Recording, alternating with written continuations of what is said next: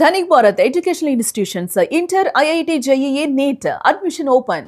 ఎన్నో నెలలుగా ఆక్వా రైతులందరూ కూడా తీవ్ర ఇబ్బందులు ఎదుర్కొంటున్నారు. ఈ నేపథ్యంలో ఆక్వా రైతులకు అండగా ఉంటానని కూటమి ప్రభుత్వం పూర్తిగా ఆక్వా రైతుల విషయంలో విఫలమైందని చెప్పి జగన్మోహన్ రెడ్డి మాట్లాడుతూ ఈ నెల 15 అనగా రేపు ఆక్వా రైతులతో ముఖాముఖి కార్యక్రమంలో పాల్గొనేందుకు పశ్చిమ గోదావరి జిల్లా భీమవరం అన్నారు. ప్రస్తుతం ఇదే విషయంపై మనతో మాట్లాడడానికి ఆక్వా రైతు ప్రభుత్వ మాజీ విప్ మాజీ ఎమ్మెల్సీ అంగర రామ్మోహన్ మనతో ఉన్నారు. సార్ నమస్తే. సార్ చూసుకుంటే కూటమి ప్రభుత్వం ఆక్వా రైతులకు అన్యాయం చేసింది. అటు వరి రైతులు ఆక్వా రైతులను కూడా పూర్తిగా పట్టించుకోవట్లేదు. అందుకోసం మేము ఖచ్చితంగా ఆక్వా రైతులకు అండగా ఉంటామని చెప్పేసి జగన్మోహన్ రెడ్డి గారు మాట్లాడుతూ రేపు అనగా 15వ తారీఖున భీమవరం రానున్నారు. సార్ దీని మీద మీ స్పందన ఏంటి? జగన్ గారు చెప్పేవన్నీ కూడా అబద్ధాలు. ఈవేళ ఏదో రాజకీయ లబ్ధి పొందాలి అనే సంకల్పంతో ఆక్వా వంక పెట్టుకుని ఈవేళ మీటింగ్ పెడుతున్నాడు. ఈ ఆక్వా రైతులు ఎవరో కలవలేదు. మొన్న వాళ్ళ పార్టీ కార్యకర్తలు వెళ్ళారు ఆయన దగ్గరికి. వాళ్ళ పార్టీ రాజకీయం తప్ప ఆక్వా రైతు అన్న కూడా ఎవరు కూడా కూటమి ప్రభుత్వాన్ని నమ్ముకున్నారో, ఏదైనా చంద్రబాబు నాయుడు మాకు న్యాయం చేస్తాడని నమ్మకం మీద ఉన్నారు. ఈవేళ మరి సాక్షాత్తు నువ్వు ముఖ్యమంత్రిగా ఉన్నప్పుడు ప్లాంట్లు వాళ్ళు 100 రూపాయలు కేజీకి తక్కువ కొంటే అప్పుడు నువ్వు ఏ చర్యలు తీసుకున్నావు? మేము అలాగే చెప్తాం, మీరు అలాగే కొనండి, మీ పని మీరు చేయండి అని ఆనాడు ప్లాంట్లు వాళ్ళకి నువ్వు లోపాయికారిగా ఒప్పందం చేసుకున్నావు. కరెంట్ విషయాల్లో ఈ జిల్లాకు వచ్చినప్పుడే నువ్వు ముఖ్యమంత్రిగా కాకముందు ఈ జిల్లాకు వచ్చినప్పుడు గణపవరం మీటింగ్లో నేను ప్రతి ఎకరానికి ₹1.5కే ప్రతి మీటర్కి ఇస్తానని చెప్పావు. కానీ నువ్వు వచ్చాక జోను నాన్ జోన్ అని 2 రకాలుగా పెట్టి రైతుల నుంచి కరెంటు విషయంలో దారుణంగా దోచావు. మరి ఈవేళ ఆక్వా రైతుల్ని ఉద్ధరిస్తానని చెబుతున్నాం. ఒక్కొక్కసారి ఒడిదుడుకులు వస్తాయి. ఈ ఒడిదుడుకులు వచ్చినప్పుడు తప్పనిసరిగా ప్రభుత్వం సహకారం అందించాలి. చంద్రబాబు నాయుడు గారికి మేమందరం కూడా తీసుకెళ్ళాం. రైతులుగా లేకపోతే పార్టీలో ఉన్న వ్యక్తులుగా మాకు అన్యాయం జరుగుతుందని తీసుకెళ్ళాం. ఈవేళ మేత విషయాల్లో కూడా ₹2 తగ్గించారు. అది కూడా తప్పు అని చెప్పాం. దాని మీద ఇంకా చర్చలు జరుగుతున్నాయి, న్యాయం జరుగుతుంది. కానీ ఈవేళ జగన్ ఒక బూటకం ద్వారా అసలు నువ్వు ఏ రైతు బాగున్నాడు ఈ టైంలో? సాక్షాత్తు మరి మన కోస్తా జిల్లాలో వరి బాగా పండుతుంది. వరి రైతుకి కొన్నటువంటి ధాన్యాన్ని నువ్వు కొని 2 నెలల వరకు కూడా డబ్బులు వేయలేని పరిస్థితులు ఆనాడు రైతులు గొగ్గోలు పెట్టారు.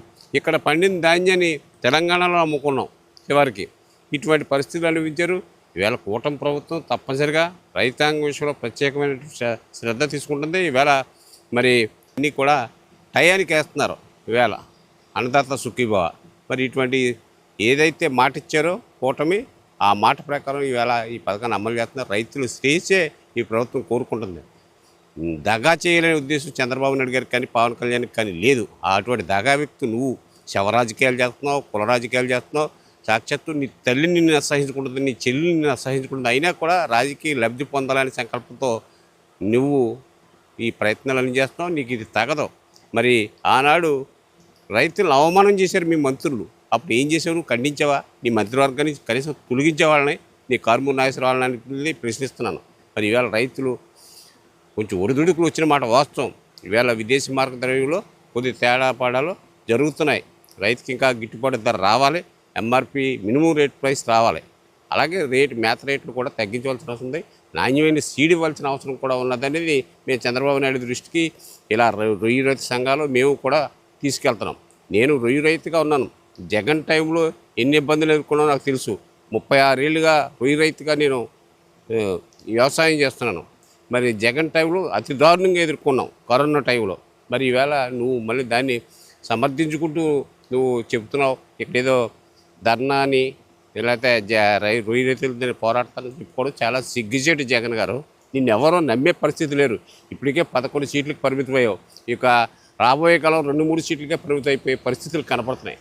సార్ ముఖ్యంగా చూసుకుంటే మీరు చెప్పినట్టుగా ఎన్నో ఏళ్ళుగా ఆక్వా రైతుగా ఉన్నారు మీరు.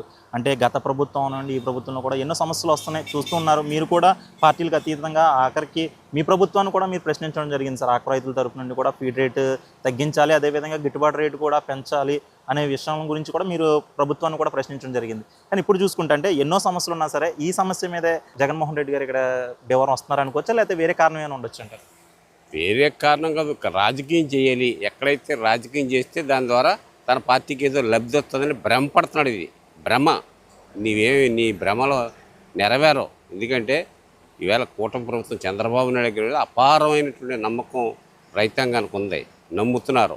రైతులు ఆదుకుంటాడు ఆయన. కొంచెం ఈ యొక్క రాష్ట్ర పరిస్థితి ఇంకా అధ్వానంగా ఉంది. నువ్వు చేసిన అప్పులకు వడ్డీలు కడతాకే సరిపోయే పరిస్థితులు ఉన్నాయి. దాంతో ఒడిదుడుకులు ఉన్నా కూడా రైతాంగం పట్ల ఎంతో అభిమానంతో ఈ ప్రభుత్వం ఉంది, శ్రద్ధ తీసుకుంటుంది.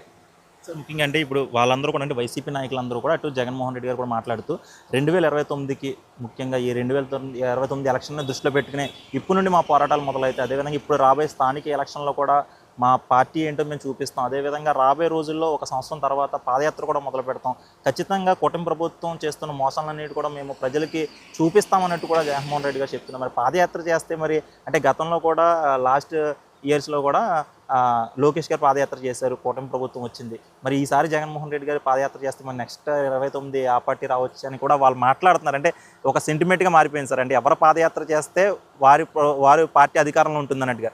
మరి ఈసారి జగన్మోహన్ రెడ్డి గారు పాదయాత్ర చేస్తే మరి నెక్స్ట్ ఎలా ఉండిపోతుంది 2029? ఆయన పాదయాత్ర చేసినా శవయాత్రలు చేసినా జగన్ గారిని ఎవ్వరూ కూడా నమ్మే పరిస్థితి లేరు. ఎన్ని చేతారంటే చూశారు, 5 ఏళ్ళు చూస్తే రాష్ట్రాన్ని సర్వనాశనం చేసేసావు, ప్రతి వర్గాన్ని సర్వనాశనం చేసేసావు, బీసీలు అనకు దొక్కేసావు, అన్నీ చేసావు. ఇవన్నీ కూడా స్వయంగా 5 ఏళ్ళు చూశారు. రాజశేఖర రెడ్డి కొడుకుని ఒక్కసారంటే నిన్ను నమ్మారు. ఇప్పుడు ఎవరు నమ్మే పరిస్థితి లేదు. అసలు రైతులు అసలు నమ్మరు. ఏదో ఈవేళ రాజకీయ లబ్ధి పొందాలి, తద్వారా ఈ ఆక్వా పేరు చెప్పని ప్రయత్నం చేస్తున్నాడు. ఈ ప్రయత్నం నిరుపయోగమే. రైతులు మాత్రం ఎట్టి పరిస్థితుల్లో 0 పాయింట్ కూడా నమ్మే పరిస్థితి లేదు జగన్ని. ఇది చేసి అన్ని విషయాల్లో మోసం చేశాడు జగన్. సార్ ముఖ్యంగా మీరంటే ముఖ్యంగా చూసుకుంటే ఉభయ గోదావరి జిల్లాలంటే మనకు ఆక్వా, వరితో పాటు ఆక్వా ముఖ్యం సార్. అంటే మీరు సీనియర్ నాయకులుగా అదేవిధంగా ఆక్వా రైతుగా మరి ఇప్పటికే ప్రభుత్వాన్ని కోరడం జరిగింది. మరి మీరు పర్సనల్గా తీసుకుని మరి ఆక్వా రైతుల తరఫున ఏమైనా రాబోయే రోజుల్లో ఏమైనా డైరెక్ట్గా సీఎం గారి దగ్గరికి వెళ్ళి మాట్లాడే అవకాశాలు ఏమైనా ఉన్నాయి? ఆల్రెడీ మొన్న పెనుగొండ పర్యటనలో కూడా ఆయన దృష్టికి ఆక్వా రైతులు చాలా ఆందోళన చెందుతున్నారు. మనం రైతు ప్రభుత్వం కనుక ఈ రైతుల తరపున కొన్ని మినిమం రేటు ప్రైస్ వచ్చేలాగా మేత విషయాల్లో కూడా మీరు ప్రత్యేక శ్రద్ధ తీసుకోవాలి బాబు గారు అని చెప్పడం జరిగింది. మేము ఆ చర్చలో చేస్తున్నామని చెప్తుంది. అచ్చెన్నాయుడు గారు కూడా వ్యవసాయ శాఖ మంత్రిగా నిరంతరం మరి ఇంకా ప్లాంట్ యజమానులతో మేత ప్లాంట్లు వాళ్ళతో నిరంతరం మాట్లాడుతున్నారు. వాళ్ళు ఏదో ముడి సరుకుల రేటు పెరిగిందని చెబుతూ దీన్ని దాటేస్తున్నారు. ఏదేమైనా ఈ ప్రభుత్వం తొందరలో దీని యాక్షన్ తీసుకుని తప్పనిసరిగా రేట్లు 10% తగ్గుతుందనే నమ్మకం మాకు పూర్తిగా ఉంది. సార్ దళారులు కూడా ముఖ్యంగా దళారులు దోచేస్తున్నారు, దళారులను అరికట్టాలనే విధంగా కూడా చాలామంది చెప్తున్నారు, రైతులు ముఖ్యంగా చెప్తున్నారు సార్. మరి దళారుల విషయంలో కూడా ప్రభుత్వం చర్యలు తీసుకోవాల్సిన అవసరం ఎంతైనా ఉంది కదా, మరి దీని నుంచి దళారులు అంటే ప్లాంట్ యజమానులు అందరూ కోటీశ్వర్లు. ఈ యొక్క రొయ్యలు కొనుగోలుదారులు అందరూ కూడా చాలా కోటీశ్వర్లు అయ్యారు. ఈ విదేశీ మార్గద్రవ్యం ఈవేళ మరి 34% ఎక్స్పోర్ట్ ఇక్కడి నుంచి జరుగుతుంది. రాష్ట్ర ప్రభుత్వానికి కూడా 12% ఆదాయం వస్తున్నమాట వాస్తవం. కానీ ఈ దళారులు ఎవరైతే ప్లాంట్ యజమానులు కొంతమంది ఉన్నారో వీళ్ళు సిండికేట్ అవ్వడం వల్ల ఇటువంటి ఇబ్బందులు వస్తాయి. మరి ప్రభుత్వం కూడా అవసరమైతే కోల్డ్ స్టోరేజీలు పెంచి మేము అవసరమైతే దాచుకుంటాం రైతుగా, ఆ రకంగా లేకపోతే ప్రభుత్వమే కొనుగోలు చేసి కొంత దాచి అయినా సరే మాకు న్యాయం చేయాలనేదే నేను ముందు పార్టీ పరంగా ఎలా ఉన్నా ఒక రైతు ఆక్వా రైతుగా నేను కోరుకుంటున్నాను. ఇది మాజీ ఎమ్మెల్యే శంకరమోహన్ గారు చెప్పింది. ఏదైతే ప్రస్తుతం గత ప్రభుత్వంలో కూడా ఆక్వా రైతులను ఎంతో ఇబ్బంది పెట్టారు జగన్మోహన్ రెడ్డి గారు, కానీ ఈరోజు పార్టీ పేరు చెప్పినంటే పార్టీ కార్యక్రమాల నేపథ్యంలోనే ఇక్కడ భీవరం వస్తున్నారు తప్ప ఆక్వా రైతులకు అండగా ఉండే ఉద్దేశం ఆయనకి లేదు. ముఖ్యంగా కూటమి ప్రభుత్వాన్ని నేను పార్టీలకు అతీతంగానే నేను ప్రశ్నించడం జరిగింది. ఖచ్చితంగా ఆక్వా రైతులు ఎదుర్కొన్న సమస్యలను ప్రభుత్వం దృష్టికి కూడా తీసుకెళ్లాను. ఖచ్చితంగా ప్రభుత్వం కూడా దీని మీద దృష్టి పెట్టి వారి సమస్యలను కూడా తీర్చే విధంగానే ఉంటుందని అంగారామ్మోహన్ గారు చెప్తున్నారు. ఇది ఇక్కడ తాజా పరిస్థితి. వీడియో జర్నలిస్ట్ ఆదితో సాయిరామ్, ఇట్స్ సిటీ, ఉమ్మడి పశ్చిమ గోదావరి జిల్లా.